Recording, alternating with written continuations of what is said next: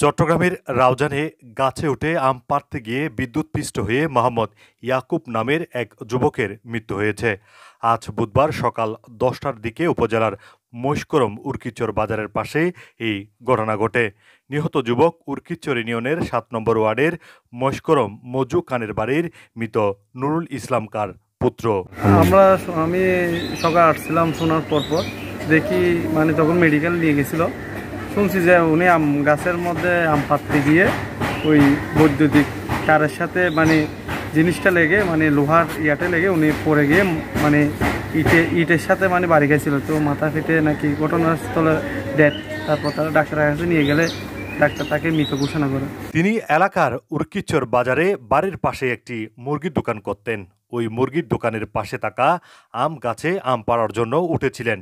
এই সময় সেই পাশে থাকা ১১,০০০ ভোল্টের তারে বিদ্যুতায়িত হয়ে গাছ থেকে নিচে পড়ে গেলে রক্তাক্ত অবস্থায় স্থানীয় লোকজন উদ্ধার করে নগরীর এভার কেয়ার হাসপাতালে নেওয়া হলে কর্তব্যরত চিকিৎসক তাকে মৃত ঘোষণা করেন।